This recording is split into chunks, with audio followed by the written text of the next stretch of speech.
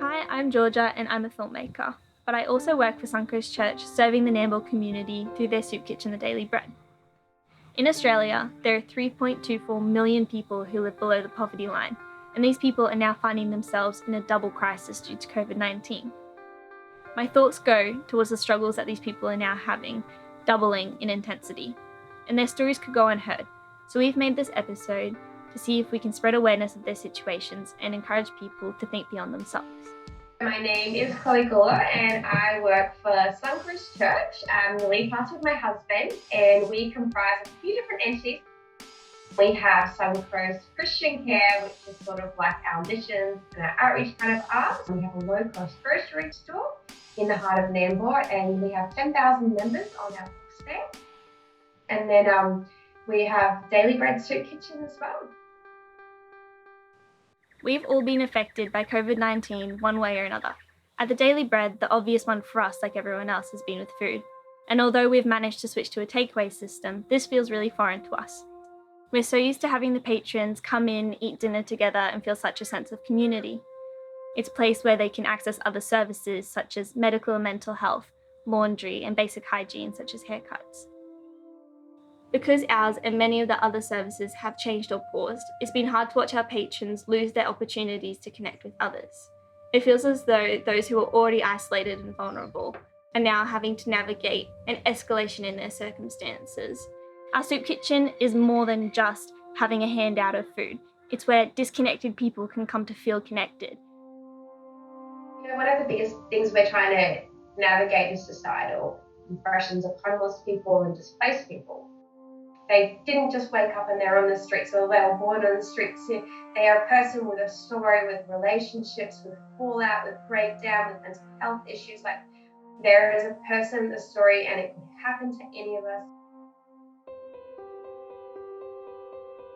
My name's Alison, but everyone refers to me as Ali.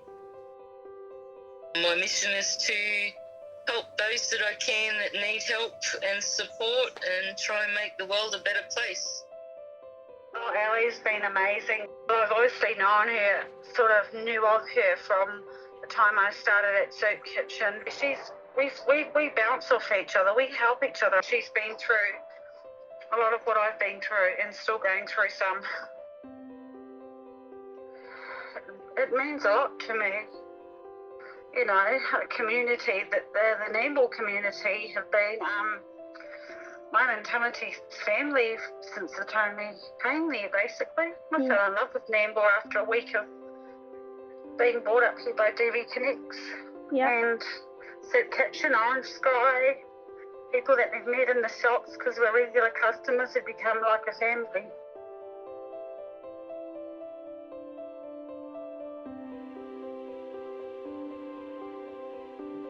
So Ali, I met her back in our old venue, probably when I first started going to the Daily Bread. That was 10 years ago.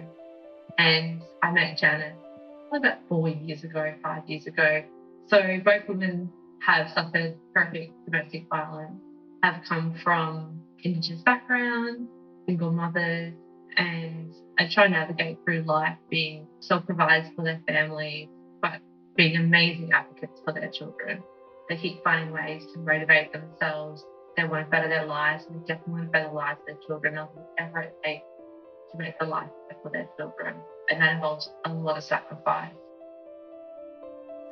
You know, I do worry about other people because I know what it's like.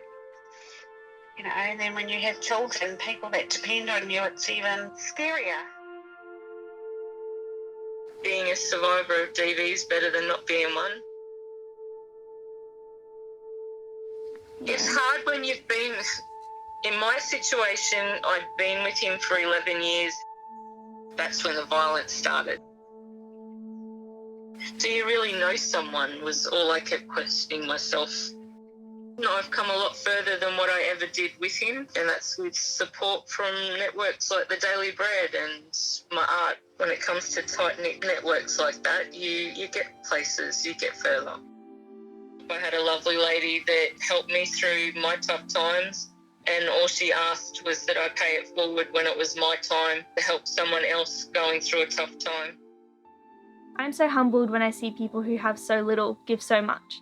There are people that we serve who sleep rough, so their friends take it in turns watching their things in the park while the other one comes and gets the meal for the both of them.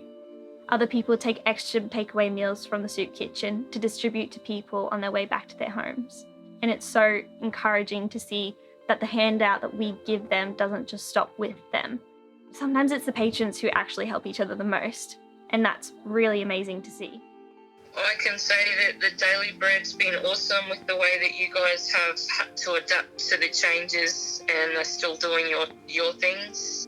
Between you guys and the neighbourhood centre allowing me to take extra meals and fruit and veggies, I try and share them out to others. I have a elderly neighbour in his 70s who's a diabetic, and I gave him some fruit and veggies the other day and meals, and he cried because he doesn't like to be fussed over.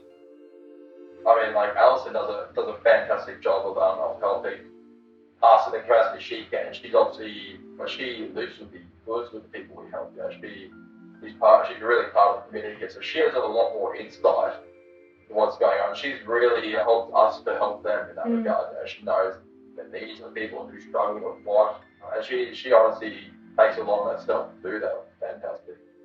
And you know, Janice, she's come a very long way as well. You know, I mean, I've sort of seen her with the stunt Tomate. I've seen him grow up a little bit to the victims who've known him, and you know, I think it's a humbling thing to see someone trying to trying to be a good mother and raise a son in a situation that she did, the circumstance she has. Yeah, it's not the greatest circumstance that people get given, and it's no doubt challenging, but to see someone still trying, you know, not giving up, and just trying to provide the best they can. Again, it's quite humbling.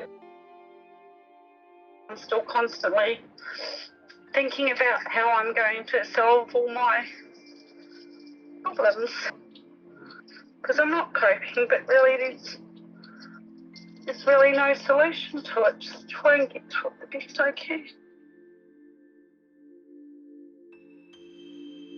Compassion isn't just about giving food. Sometimes it's also about checking in on people. There's a lot of suffering that can happen behind closed doors. Some countries have reported that there's been a doubling in deaths by domestic violence since COVID-19 restrictions began. And Prime Minister Scott Morrison has said that there's been a 75% increase in Google searches of domestic violence as well. When we checked in with our patrons and asked them what helped them through their tough times, a lot of them said that it's actually a listening ear. And I think that's really important during this time as well. Checking in with friends and neighbours is something that we can all do, and it's an act of compassion that can make the world of difference. If you've ever thought about giving back to the community, it doesn't have to be in a big grand way. It can be something really small and simple, like acknowledging someone who looks different from us down the street, that may look like they're homeless or displaced. Just acknowledging them for who they are and smiling and even saying hello, asking them how they are.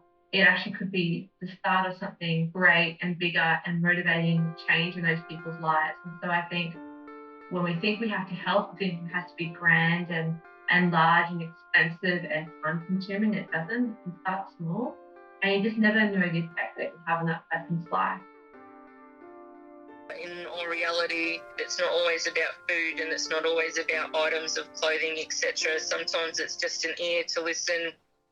We need to learn that we're not invincible, that we're all at risk, and that charities, we rely on them a lot more, and that we need them to remain open.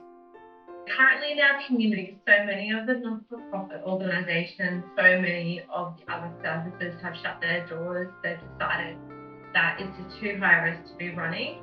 But, Suncoast is staying strong. We've decided that even at times it's tough, that we're tougher.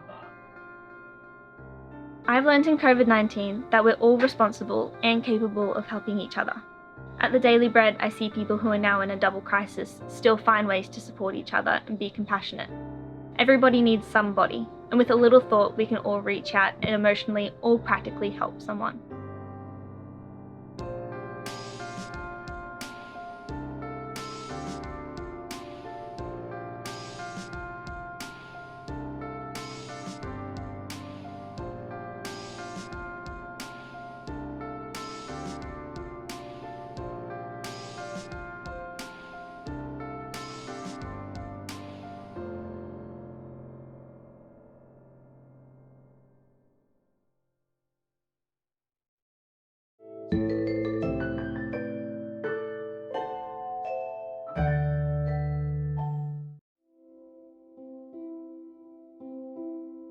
lifestyle, all of them.